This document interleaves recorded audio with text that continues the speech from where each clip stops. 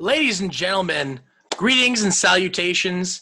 This is the return of the Binge Brothers podcast. My name is Max Walk. This is one of my best friends, Kevin Corcoran.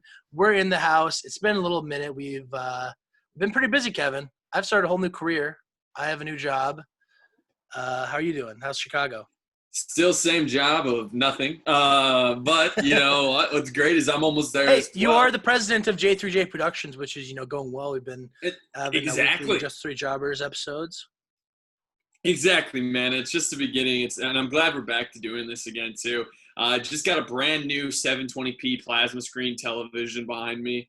As you can tell, just that 720 is nice. Yeah. It's probably about I have a new camera. I have a new microphone. You can't tell because when I do it in HD on Zoom, my laptop crashes and goes like this. Yeah. But hey, look at your background. Look at your background, though. That's different. I have a beautiful, beautiful new figure, Mr. Mandalorian, Pedro Pascal, the Hot Toy 6th scale. I'm in love with that thing. I think it's beautiful. So on the lookout in the next month, I will be getting life-size Baby Yoda. So that's going to be a pretty exciting addition to the Geek Corner over here. Oh, yeah, man. And I can't wait to see it and watch it keep growing. My Geek Corner is this blockbuster party game. Hey, that's actually awesome. I love that. I don't even know what that is, but it looks cool. It's a party game. It's kind of fun.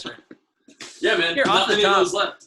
Back in the day, Blockbuster, I always preferred Hollywood Video, but then we eventually went to Blockbuster.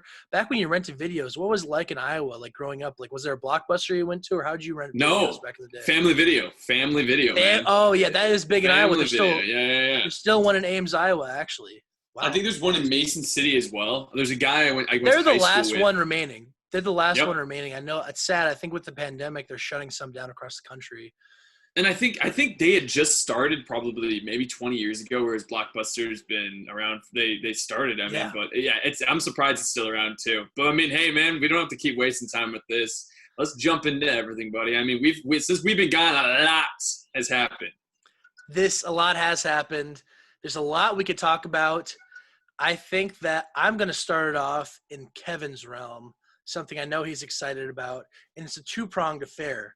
There is reshoots going on for Zack Snyder's Justice League right now. Yeah. Confirmed to return. At first, Ben Affleck is shooting new scenes. Ray Fisher as Cyborg is shooting new scenes. And Marin, what's Johnny Depp's that broken up with? Marin from Aquawoman. Mara Rooney. No. The character's name is, I think, Marin, or it's Aquaman's Aquaman's. I can't remember her name, but she's also there. Amber Heard. She's shooting scenes. That's right. There was two big news this week, two different huge news of. First off, it was reported, I believe, 2 days ago, I think on Wednesday, that Jared Leto is coming into the reshoots, and he's shooting scenes for the 4-hour Justice League HBO Max premiere of Zack Snyder's full cut. And then just today, even more news is that Joe Manganiello is coming on to play his Deathstroke character. Yeah. Who, had very small amount of screen time, I think, in the Justice League that was released, but there was a lot more, at least he was going to plan to throw at us. So these are two pretty big introductions. I have no clue where this is going. I mean, right. There's so much that didn't make it into his film, and it's 4 hours worth of stuff when the original cut was 2 hours. So it's double the movie. There's going to be some of the same bits and parts, obviously, but there's obviously going to be tons of different plot points and character directions with these two, villains coming along. What are you thinking here? Do you have any idea of where they're going with this? And are you happy about these two additions to the Justice League? So I'll answer your last question first. Yes, I'm happy. I just like the fact. Here's what I'm kind of noticing with this. Now, tell me if I'm wrong, but is this almost becoming no longer a reshoot, but almost an entire remake of the entire Justice League? Now, hear me out when I say that. I get where you're going with it. Yeah. This is something where I feel like now that Zack Snyder is getting, they gave him a good chunk of money, and I think he's finally making this kind of perfect the way he wants it. They of money. lied about how Now, much money. They said 30 million. I bet it's going to be upwards of $100 million for to put all this together. It's also going to right, be maybe the number one streaming event of 2021. So right. HBO Max is going to be really pumped up with this. So, Hmm. I think it's going to be worth it. But they were definitely not being totally honest with how much money they really were going to put into it, especially on those. Right. Exactly, and I think I'm excited. I think I'm a fan. I was someone who was a fan of Jared Leto, as the I was too. Joker. I was too. I thought he was a fine character, and I like that he's going to still be back for this. Now, I do want to point this out. I think that with this movie, I'm a little confused. Maybe it's just here's the thing: we're constantly getting these little droplets every week of something kind of new happening. We have no clue what to honestly expect. Is this going to be something that is similar to the one we saw with Joss Whedon, or are they decided? Because if you think about it, Joss Whedon essentially had all those reshoots, all those new cuts, just because at first Warner Brothers did not like the original. I mean, we can admit that Warner Bros. Didn't like the original Justice League. Well, and was kind of going with the point that the general audience did not like any of Zack Snyder's two movies, Man of Steel or Batman versus Superman. I liked Batman versus Superman. I didn't like Man of Steel, but the general critic and audience reception was not great. And they were, I Mm-hmm. think that Zack Snyder's direction was on the same path. Mm-hmm. That, and then once the tragic event happened with his daughter passing Right. away, it was just an easy transition to give him the time to really take care of himself, but also fixing their movie to try to make it more profitable on their end. So like Mm-hmm. I understand why they did it, but it's it's not going to be. I mean, the thing is, it's going to be double the length of it. Obviously, it's 4 Mm-hmm. hours. But Zack Snyder And can we also say had this too? It's what's different is, dude, the Warner Brothers, or sorry, DC universe right now is actually held in high regard. I think when this movie originally came out, there was such high expectations for it just because we had not seen the Wonder Woman, we had not seen Aquaman's success. No, Wonder Woman had come before Justice League. It was the movie before it. That's right. You're right. It did. But happen. it was the only one that was like universally beloved out of it. There's a lot of fans. We didn't have the Oscar. Yeah, exactly. We didn't have the Oscar-winning Joker yet, in the DC universe. We didn't have, essentially. I mean, I think Black Adam might have been announced, but I mean, Black Adam was announced like 7 years ago. That thing's been just so slow. I mean, right. Crazy. So when I say this, it's different, and I think you would agree with this. This is a new era. I think a lot of people kind of now have respect on the DC name. It's no longer them against Marvel, with Marvel kind of almost sitting out all of this entire year, and then we're not going to essentially see a Marvel film until I think the only thing we're going to get from Marvel this year is WandaVision, I think, in December. So we can all agree. I think this is the smartest decision Zack Snyder could have gotten. He got a second shot. I think him bringing these guys in is him essentially saying, "I'm going to give it my all. We're going to build this. We're going to build this movie universe out." And I want to also say this too, man. When you look online of what his plans were, what his goals were with the Justice League, I wonder if this finds a critical success, or if it anything just finds the success that maybe they do keep going down. I know he says it's just a one-time thing, but I would love for them to keep going down the track. I hope these 4 hours of Justice League, I think this is everything I could have ever wanted as a DC fan. Yeah, I mean, I'm really excited to see what he puts together. I mean, I don't know what they're going to do with this Joker with Deathstroke. I mean, it's really interesting, and so I'm not going to speculate on that. There's a few things I definitely want to say is that Zack Snyder basically said that he shot his movie and he needed visual effects. Now he's adding these characters. He's building out more points, which just makes me believe that he's had these ideas of what he could have done with more money over the years, and he's getting the funds to put it all together, which is kind of exciting. Rumors also that the Green Lantern is returning as well. That's or debuting. A big rumor. Big if Ryan rumor, Reynolds, I will. And I've heard that too. It's Ryan Reynolds. Shocked. Well, because he played Green Lantern in the movie, the really critically maligned movie. It wasn't part of the DC. It was before DCU, yes. But the thought was Ryan Reynolds. He's the second biggest actor in Hollywood behind Dwayne "The Rock" Johnson. Right. It would obviously be a huge get if they got him back into their direction and as for playing Hal Jordan. I'd be surprised if we saw Green Lantern. I think that's a little bit out there. I think doing these characters that we already had some, connections with as a Joker, seeing what the Joker can do maybe with a more capable production. outside of the Suicide Squad. Even though I like that movie, it was a mess of a movie still. It's a I'm just movie. excited. If you're just going in to watch an exciting movie, then Suicide Squad. It's a popcorn movie. I mean, Yep. it's not gonna get your brain moving very much. It's just gonna Right. put some kind of exciting stuff up there. I mean, but yeah, this is really cool news. I'm hoping.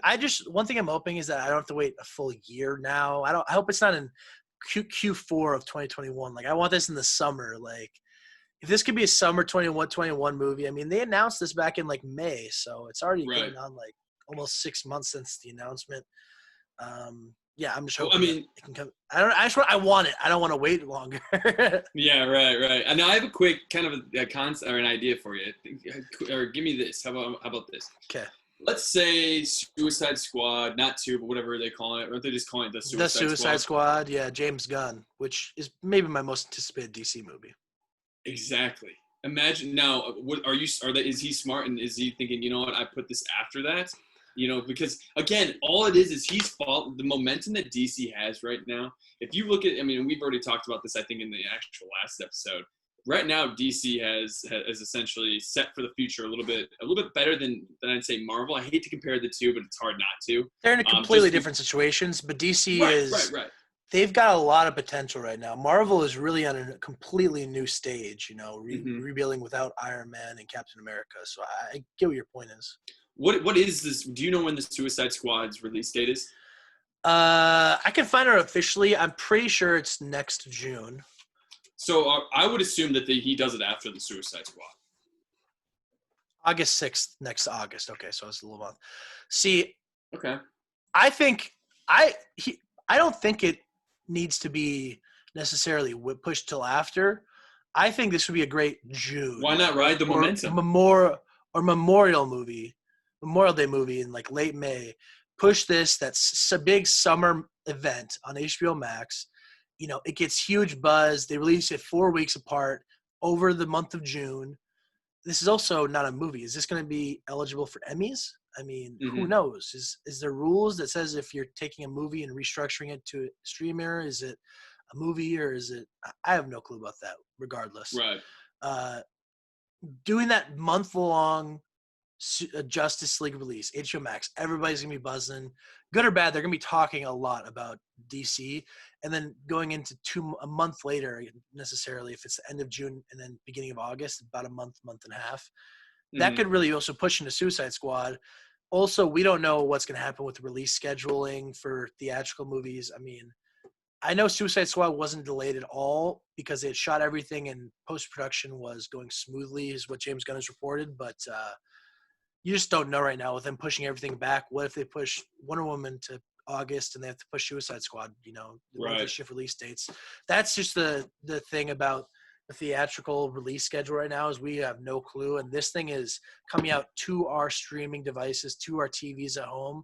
So I think they'll really base it more about when they want to make that big push for HBO Max, which I think this summer would be a good point. But I get your point also, but after Suicide Squad. I also do want to say this as well, man.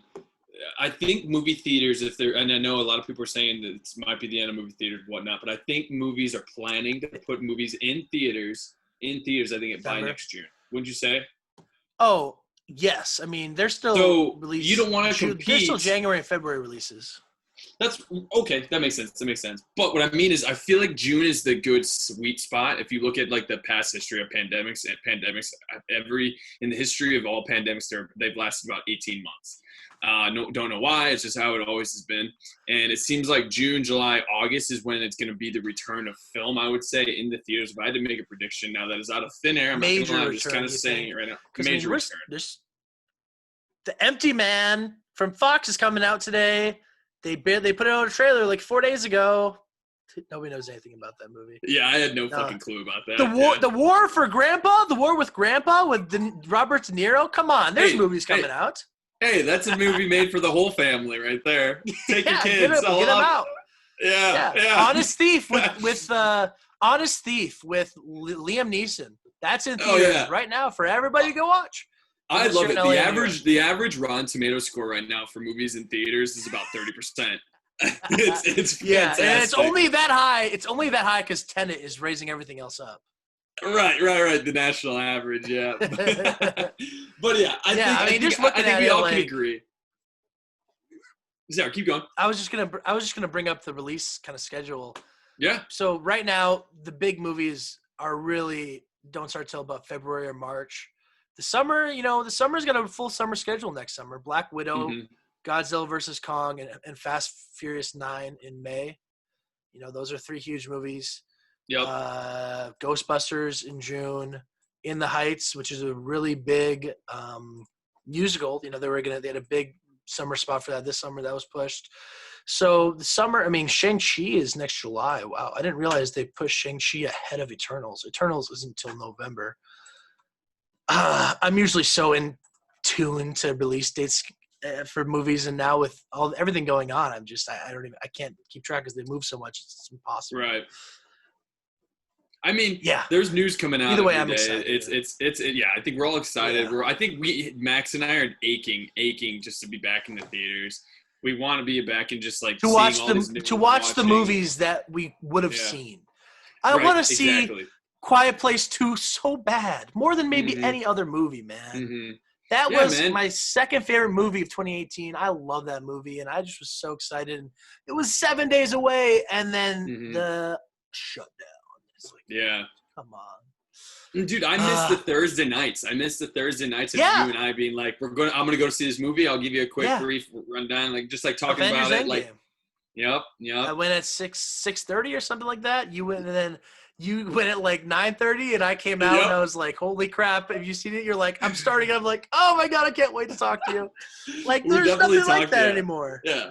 And I miss that. That's something that was such a great way for me to get away. I love movie theaters. I go to movies by myself. I'm not gonna lie. I'll admit it. Oh yeah, same here. I'm going to most movies by myself. I have no shame in it, and I loved it. Getting a drink, getting a popcorn, sitting in those leather reclining chairs. I miss that atmosphere, and I miss that just being a part of it all so much.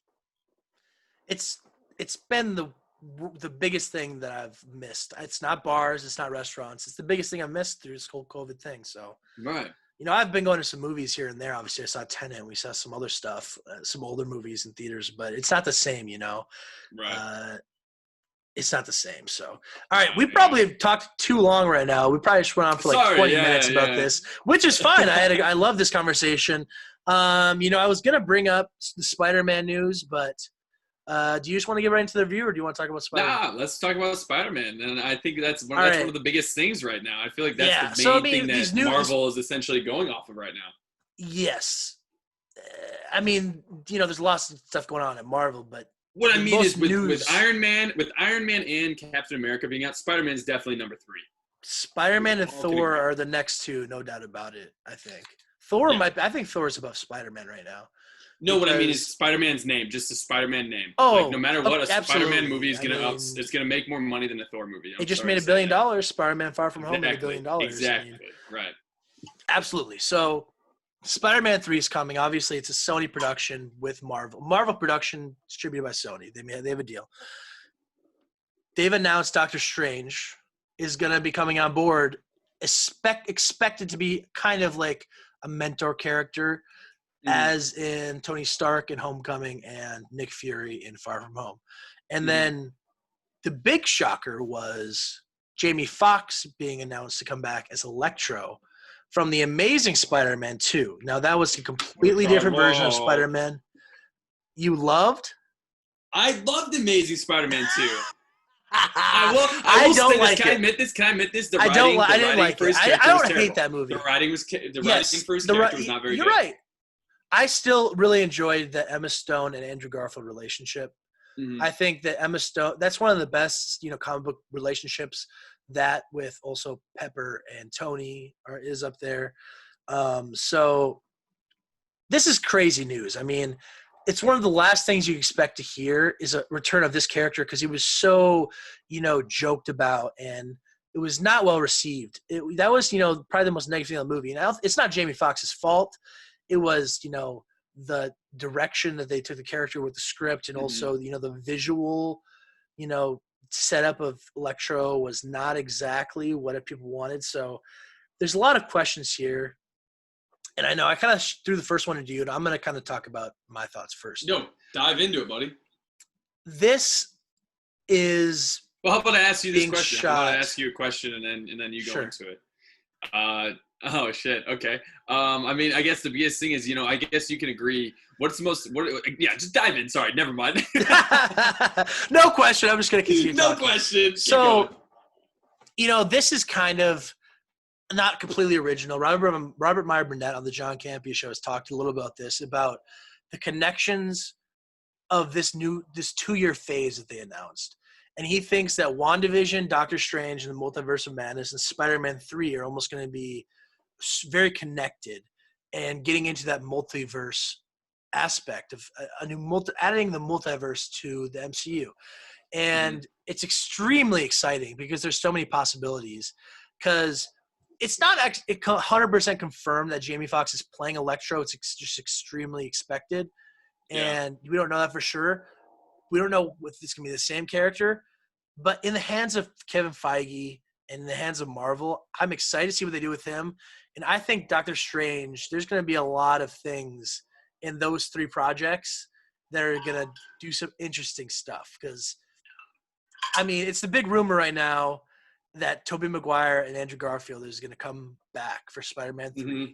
They're going to have the 3 Peter Parkers come within the multiverse and come together. And that's what I grew up with. I grew up with Tobey.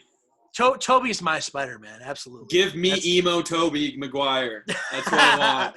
Dancing emo Tobey is amazing. It's amazing. It's one of my favorite clips of all time. Ironically, sure, I still love it. Yeah. Shooting it to you, what do you think about Doctor Strange playing this role? I think it fits. Doctor Strange is in New York. Peter's back in New York. Where do you think they're going to go with this? Do you think we're actually going to get those 2 other Spider-Men? I do. I think when you essentially, so what's the, I do. I'd say the biggest, here's my thing. They did the biggest storyline you could possibly do for Marvel. They did the Civil War and they did Thanos, Saga. Which is Infinity Saga, exactly, which is one of the largest comic book. I think it's one of the most, one of the most sold comic books in the entire Marvel, like history, all that kind of things. And I think what's going to have to, what happened with Marvel films, it became something where almost every film was calculated, and they almost ran in almost the same way. I think Marvel, to make themselves differentiate, to get people back into it, I'd say, is you have to take these risks. I think one thing that, the past Marvel movies, the last 10 years, which they nailed it, they didn't need to take as many huge risks. But I feel like now that you lose your biggest 2 characters in Captain America and Tony Stark, Iron Man, you need to take a lot of risks.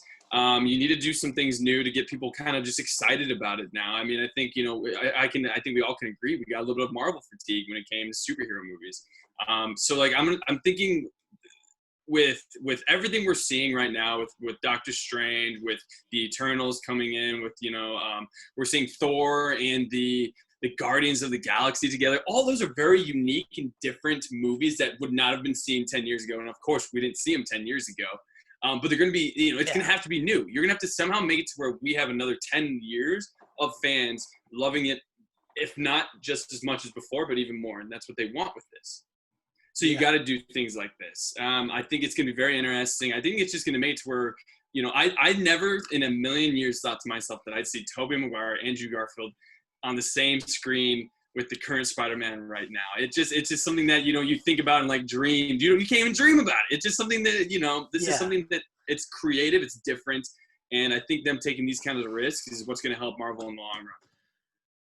I really agree with everything you said. So that's, kind of our thoughts on this Spider-Man news. The exciting thing is they're shooting this stuff soon. I mean, Tom Holland right now is finishing shooting has started Uncharted. Doctor Strange, I think, started shooting. I've heard that Spider-Man started shooting already. I think it's starting in November. Maybe they're doing some prep shots and doing stuff outside with Tom Holland. Maybe. Tom Holland is finishing Uncharted right now with Mark Wahlberg. Right. Yep. So they're finishing that. They had barely begun that before pandemic, and they've been shooting, I want to say, almost for a month or 2 now for in September and October. So I think November is when he's going to be starting the shoot for Spider-Man 3. Release, is kind of in flux right now for that. It was right now still it was set up for November 5th next year, but that's also the same day they moved Eternals, so that's not an official date. And Doctor Strange is March of 2022, so that's about a year and a half away. Okay. Yep. That makes sense. All right. That makes sense. That is what we're Max, looking for. I have a quick question. Do you know of any Oscar-esque movies that people were predicting as being movies that could be Oscars that were moved to 2021 that aren't superhero movies, essentially? Yes. One big one was West Side Story, Steven Spielberg's remake of that story. Kind of going. I'm sorry, this is kind of a random. I kind of came out of nowhere with this, but I just didn't know. I mean, Dune. I'm gonna put that up there. I mean, Denis Villeneuve has gotten Oscar attention with his movies, so I don't know why he went in this situation. Mm-hmm. Outside of that, a lot of them have been sold to streaming. One of the big ones was Child of Chicago 7, which we're about to review. Preview there. Little preview of what's coming on the show. There's a lot more that's coming on Netflix and on these other streamers. I mean, I know that there's One Night in Miami that's getting a lot of attention for Netflix. There's a movie, Ma Rainey's Black Book or Black Singers or something. I just butchered that. I know that's not the name. But that movie is Chadwick Boseman's final role. And that's why that comes out in December. That comes out in December on Netflix. I have a feeling he's about to get a posthumous Oscar. I hope he deserves it, but I feel like he's going to be nominated even if it's such a short year that it's going to be surprising if it's not one of the best 5 performances. Right. It might be supporting, but do we count The Devil Went Down to Georgia? Sorry, I know it's not called that, but I mean the Devil All the Time. Yeah. Is that going to be a movie that might be Oscar nominated or no?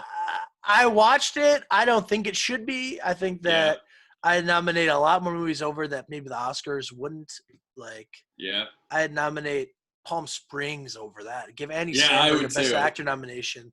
Give Christine Milioti the freaking. I think she deserves. I think she did better. Oh yeah, she did. Well, I think they're both fantastic, but she was. I agree.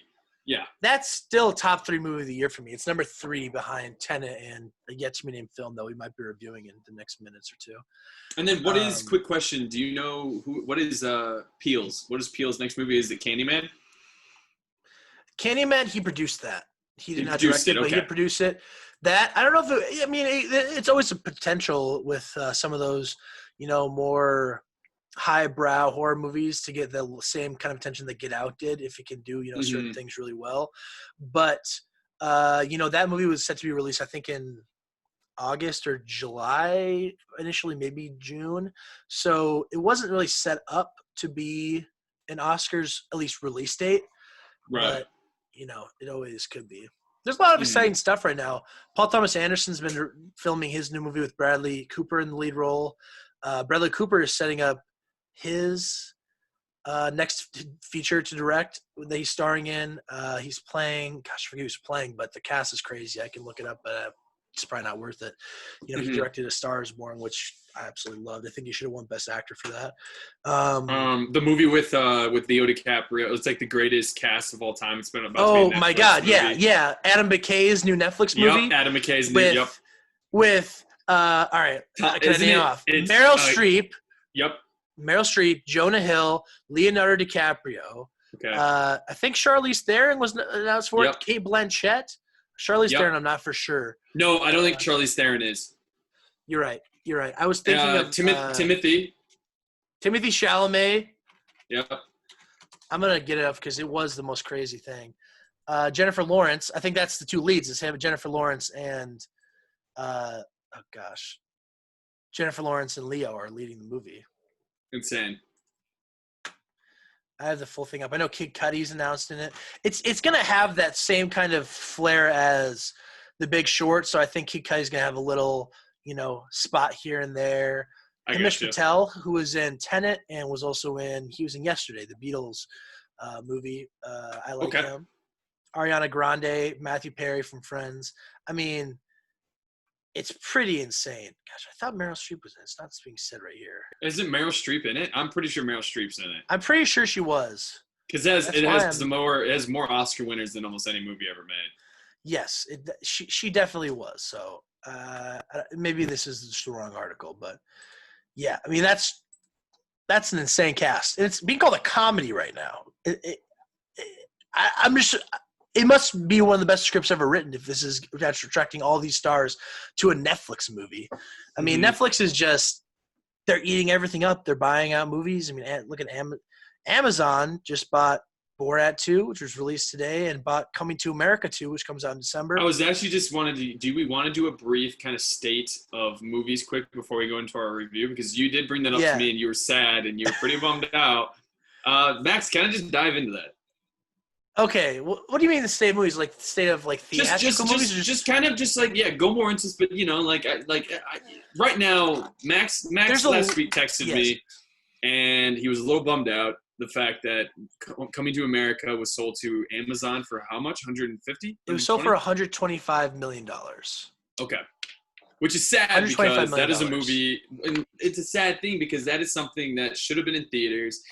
Is this the end for potentially we're nervous that it could be the end for comedies being in theaters. It's no longer, it has to be just a big blockbuster. This could be in theaters. That's kind of what I was saying. 100%. So it's, we're at like a real like tipping point right now. It's like it can either go two ways. It's like the movie theater, whole movie industry is like on a little like pendulum, and it's like swinging back and forth, and we're just hoping it doesn't fall and crash on the wrong side. Because the one thing I know for a fact, we'll never lose movies. We'll always have movies. We'll always have movies coming out streaming. Netflix is never going to stop making movies. Amazon's never going to stop making movies. But the viability of the theatrical business is the scariest thing, because Regal, Cineworld, who owns Regal, announced they're shutting down until movies are able to come back, because they can't be open while there's no movies coming out.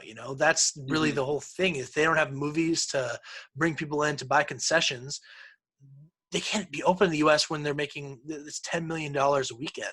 I mean, just the cost of rent and paying these loans out. I mean, AMC was leveraged really toughly because they were spending so much money getting A-list set up, and also, completely renovating most of their theaters across the country. I mean, adding their Coke machines, adding, all their prime theaters. Leather chairs, the prime theaters. Leather chairs. Yeah, exactly. Which was great, obviously, for when everything was going good. That was a great investment. But then a situation unlike any other for this business hit, obviously, where they had to shut down for 6 months. And then people aren't ready to go back to the theaters yet across the country. I mean, big movie came out. It's made $50 million over 2 months for a movie that probably would have made above $200 or more million. What movie are you talking about there? I'm talking about Tenet. Oh, right. That movie has made $50 million in the United States. I'm talking domestic. It's made about 335. That's it? Worldwide. Is $50 million? $50 million in the United States of America and Canada. I didn't know that. It's really tough numbers, man. The domestic box office, China has officially passed us as the biggest marketplace for theatrical business this year for the first time ever. The United States domestic market is not big. It's crazy. I mean, part of that's due is it does. So, going to the movies, the theatrical experience is one of the things I hold, dearest to my heart. It's one of my favorite things in the entire world. Probably would be my top, outside of Christmas, going to the movie theater is basically like 50 different Christmases I get a year.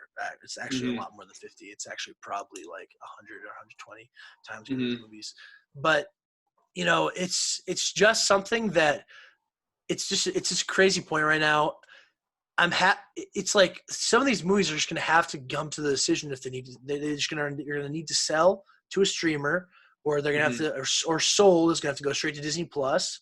Disney's completely leveraging they're changing their, company structure. That's going to have one entity of Disney is going to decide whether this project goes to streaming or theaters. They're focusing a lot more on streaming. So, this shift to the theatrical being mostly only big movies, I don't think we'll ever completely lose the theatrical experience, but it's going to become something that it may never resemble what was just 8-9 months ago. which is, something that's sad. So I'm just Yeah, but hoping that, Max. yeah. Well, keep going, man. You keep going, finish it, and then I'll add my point. Oh, I was just going to say, basically, we're at the point where these theatrical companies they need to make it. They need to save. They need to try to get through until we can release movies again, until there's a vaccine. And if they can get to that point, I think that they're going to survive. I think the big ones are, the mom and pop theaters. It's going to be sad. There's going to be a lot of independent theaters that are probably going to have to close down regardless. But if they can make it, I think something similar to what we've had over the last, 100 years of theatrical movie theater going will still be there. So I just am hoping that, or an Amazon's going to come in and buy an AMC or something like that. That's really the only. I would say not an AMC. I thing. think they'd probably buy a Regal, like those. Well, Regal already is owned by Cineworld. Cineworld already owned. They just bought them like last year. I don't think. Didn't Cineworld just shut down? Like 200. Well, they shut down their theaters, but they didn't go out of business. Cineworld. Oh, Cineworld is, okay. They're the number one Europe theater chain, and then they bought Regal, I think, last year, 2019. Okay, that makes sense. So now they own probably they have the second biggest in America, and then there's AMC's the biggest, and Cinemark is number 3. So, I'm just hoping. I'm hoping every day that they can make it. So, I'll say this. I wouldn't even necessarily say that the way movie theaters, the way movies were before this pandemic was something that we were kind of necessarily very proud of. If you weren't a movie that was Marvel, if you weren't a movie that had a bunch of superheroes on the screen, you weren't going to be making more than, 800,000 to $1 million, or the $1 billion bucks. What I think is going to million. What I'm saying here is that I think there need to be more directors coming out of the fold to help save movie theaters. They need to be like Christopher Nolan. They need to put movies out there where it's innovative, it's unique, it's an original screenplay. It's something with you're putting a little bit of more money into, and I think within time it's gonna be something where we gradually can come back to movie theaters. But it's not it's gonna be a thing where you can't have those half-assed movies anymore showing up in theaters, and I think that's something where if they want to show this, if they want to keep the success and keep theaters moving, I think we got to get more innovative. Just like in 2008 when we had the writers' strike, and now because of what we see today, we have fantastic movies. It could be something where we do change the way we watch movies. Do we change the way movies are being put out there? The way funds are going into the different types of movies. It could be something that even though right now it seems a little dim, it seems a little bleak, the outlook could be something that changes the way we even go to movie theaters and just changes movies from now on being shown in theaters. So. Could be good, could be bad. You may not see, grandma and grandpa's war with their grandkids part 2 on, in theaters. But you know what? You might see something that's, maybe more Dune-esque or anything along those lines. I mean, I think that original movies we're still doing well. Okay, I pulled up the 2019 yearly domestic. Us, original movie from Jordan Peele, made $175 million. Knives Out made $165 million, an original whoddunit. 1917, a war epic, made $160 million. Once Upon a Time in Hollywood. Quentin Tarantino, $142 million. There's Ford versus Ferrari, made $117. So these are Little Women, made $108 million. So there's still thirst out there for these original movies. Some of those, are adaptations or whatnot, but these movies that aren't just IP, they aren't sequels and prequels and cinematic universes, there's still rules for those, but I'm hoping that this doesn't kill that type of film because those are some of my favorites, But I'm okay with seeing Borat 2 on Amazon. I'm okay with watching that. Of course.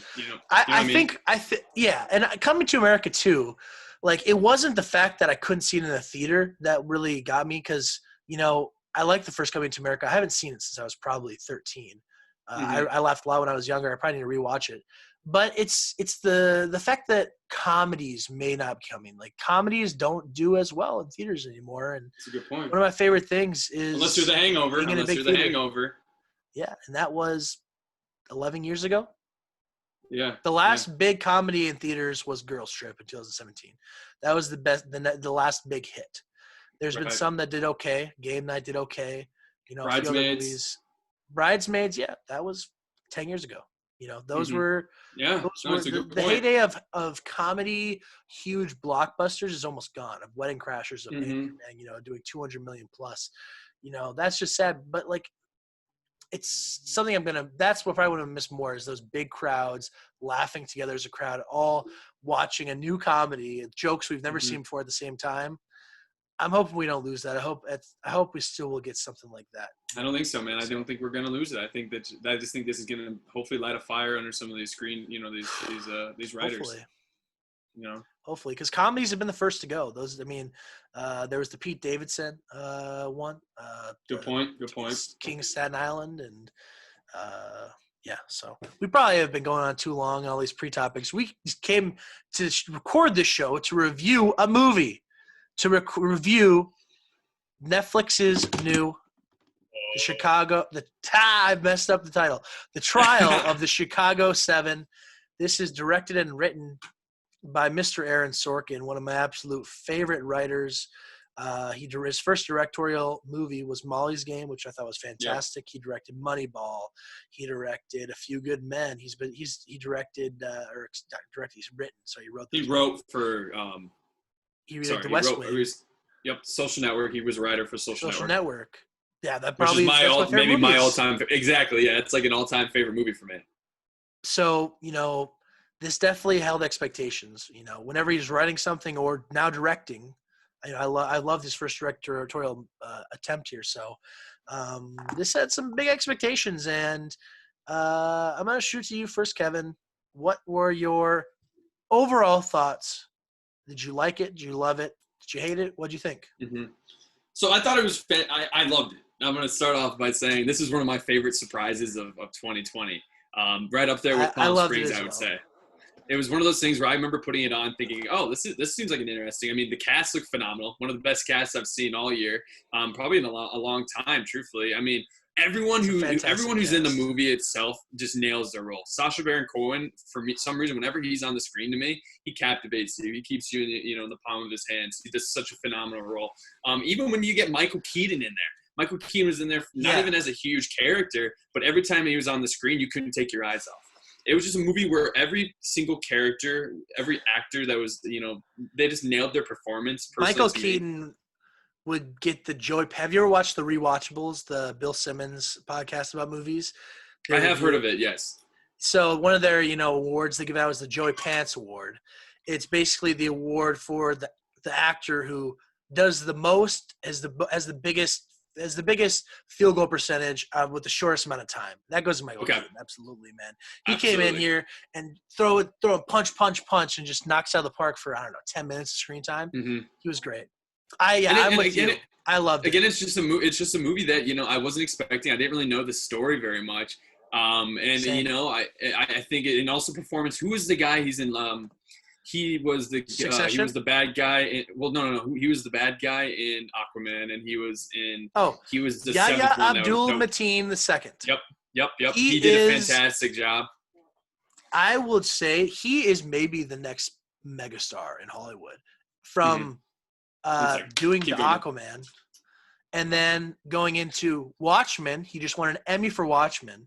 He is playing Candyman in the new horror movie next year. And then a great performance playing Bobby Seale. We should just kind of go over, the structure of what the movie's about.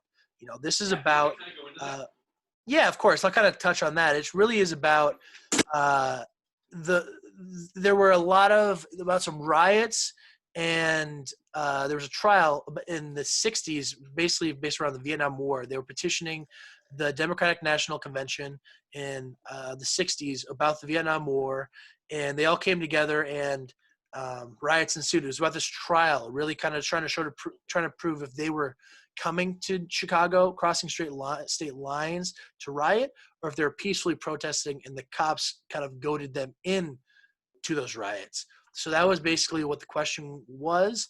And, you have Joseph Gordon-Levitt, who plays the federal prosecutor, who he's such an under, just like his acting prowess, just the way how he just nails almost every role he's in. He's just so underappreciated. He is.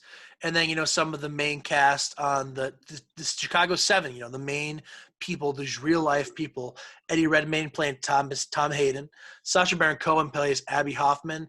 Jeremy Strong, one of my favorite actors, as he plays Kendall Roy. In Succession, he played Jerry Rubin. And John Carroll Lynch, a great character favorite. actor. Yeah, well, my favorite too. And John Carroll Lynch, who is, a very famous character actor. He's been in almost you'll see this guy's face and you'll recognize him. He's in a lot of things. Yeah, he's in so many things. And then Yahya Abdul-Mateen plays Bobby Seale, which and then also I would like to say William Kunstler, the lawyer that defends these 7, and Yahya Abdul is played by Mark Rylance, who I think is great. But yeah, you really start with the cast because Sorkin's movies, the dialogue is going to be sharp. It's not as exactly quick-witted as some of his other movies, but it's just as strong a dialogue. And none of these actors are giving anything short of a great performance. I mean, it's just great, and it really proves to me that what Sorkin can bring out with his writing, he still can do with his directing. He's 2 for 2 with fantastic movies for me now with this and Molly's Game. So, yeah, I absolutely love this. I mean, there's a lot of – so, Kevin, let me kind of ask you this question. There a lot of people that enjoy the movie, they thought it was great. There's a lot of criticism around the ending, the last scene. Maybe we won't say what it is, but the last scene, how they end this trial basically is not exactly how it happened in real life. Really? People are saying it's just like a big positive Hollywood moment to end on a positive note and not to have more of a realistic, grounded ending. I think that the ending was quite fantastic and really powerful, even though it's straight from it's a movie. This isn't a moment for moment, documentary. This is a movie, and it had a powerful ending to really drive in the message of what these guys stood for and what the whole movie is about. And I thought it was powerful. Do you agree, or do you stand more on the negative side for the last scene? Yeah, man, I agree with you, but man, I mean, I just know that, and it was kind of funny, and maybe he was doing it to kind of just throw as almost like a tribute. I'd say is almost kind of a tribute almost. But I also want to point this out as well. I mean, it's striking how relevant this movie is today almost. Wouldn't you agree? Extremely relevant, yeah. And he made this almost blew my mind as well. Especially since he directed a year ago, and we see so many of these, situations with the riots going over the summer and police brutality, and it's striking how much it really strikes this time that we're living in. And I think even though he made this over a year ago, he wrote this years ago, it's pretty incredible how much it really connects with what's going on to now. And it's I'll say it now, it's my favorite movie of the year. It passed Tenet. I would say so, man. I would say so too. And I do want to watch it again. I should also, you mentioned Yahya Abdul-Mateen as Bobby Seale. That was some powerful stuff, dude. Mm-hmm. Like the things they did to him in the court, it was almost neutered how more badly they treated him. Slight spoilers. If you guys made it through this, hour long of the podcast, you're still listening and you don't want to know a small thing, mute. But during the trial, they had him put a gag in and they duct taped over his mouth so he couldn't talk because he kept interrupting the court because his lawyer. So I want my lawyer. Yeah. Yeah, his lawyer was not able to come because he was having gallbladder surgery across the country, and the judge wouldn't allow him to postpone his trial, his part of the trial. And so Mark Rylance wasn't defending him at all. And in real life, they had him gagged for 3 days. He was still yelling with the gag in, and the judge told him to bring him to the back and show him how to shut up. And they took him back and beat him up after he'd been gagged for days. So and you don't even think about what also remember his buddy who sat behind him? Yeah, his buddy was killed. I mean, there's some nasty stuff that these, federal prosecutors did. Not the George Gordon led, but just the people. Like, they were sending threats to the jurors who they knew they lost from the Black Panthers, even though, and so they took away the jurors that they already had from the very start. I mean, this was like a 6-month trial. So I think being able to really bring this huge long trial down to 2 hours and 10 minutes. It was masterfully done. Like, to be able to even really put it into these big moments.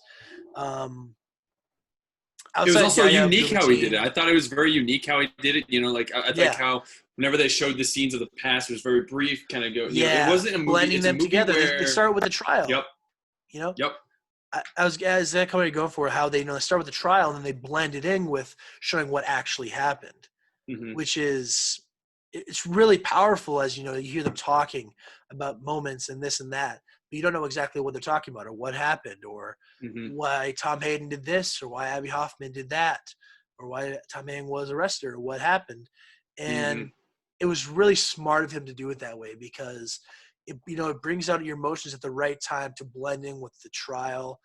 And that's another thing. The judge, apparently, who is very extremely evil in the movie, does a great job. Frank Langella was apparently even more of a bigoted, racist, and terrible person in real life. Apparently, they even hmm had to neuter him down. So, yeah, um, a really great story that I knew almost nothing about. So, yeah. uh, yeah, I was blown away. A great offering by Netflix. It was really smart of them to buy this one up. I wish it was getting more views. I already saw after about a week, it's already dropped out of the top 10 on Netflix.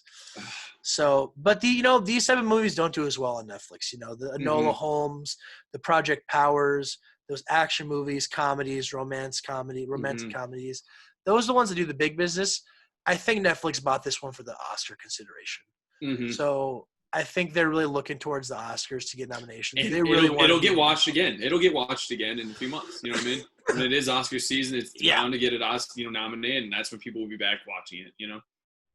it's hands down a Best Picture contender right now in this year.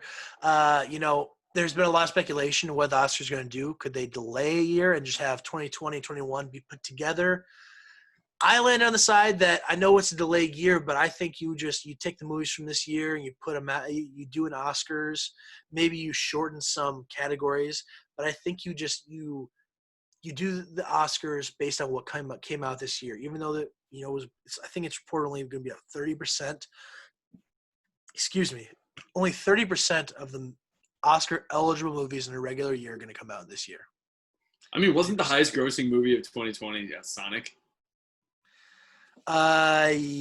Worldwide, I believe it's actually I think Bad Boys worldwide. for Life. Oh, is it? Yes. Well, Which I actually, have I think not it's a seen Chinese yet. I movie. have not watched it yet. That's a good movie. It's a fun movie. I saw that Yeah. in theaters, thankfully. Oh, okay. I need to see that. Okay. It's on Yeah, I HBO did. I Max, I did think, enjoy it right a now, lot. right? Ooh, I don't know for sure. It might be, or it might be coming soon. I don't know for sure. Okay. Yeah, I recommend that one. Um, But yeah, yeah, I'm just pretty nothing sure. but good things to say about the trial of the Chicago Seven. I think we both can agree it was just Fantastic fantastic, movie. Yeah. and that's our front runner right now for best movie of the year. So, I can't. You did such a great job there, Max, just describing it. My words won't do justice to what you just said. So Why, thank I you, completely sir. agree. No, serious, yeah. All right. Well, we've really rambled on a lot, but you know what? We had fun doing it. We I'm hope you glad to be guys back, can buddy. push through. I'm glad to be back too. We're gonna try our best here to get on a weekly schedule with Kevin's, everything he's got going on as well as my job. We think he can do it. You guys can all follow me. I'm at Zwach Max on Twitter, ZWACH Max.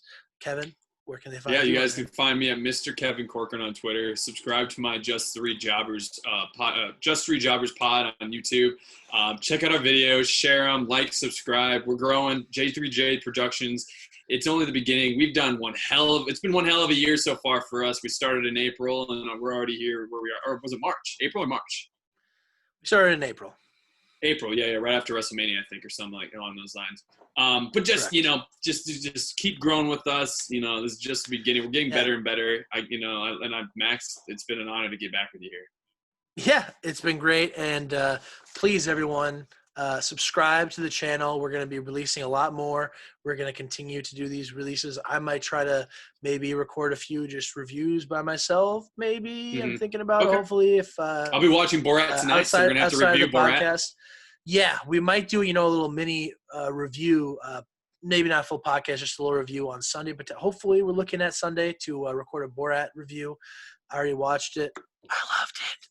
And so please like the video, subscribe, and comment, what you think, what your thoughts are on some of these things we've talked about. So, again, we've set our socials, follow us there, and we'll see you next time on the Binge Brothers. See you guys later. Love everybody. Goodbye.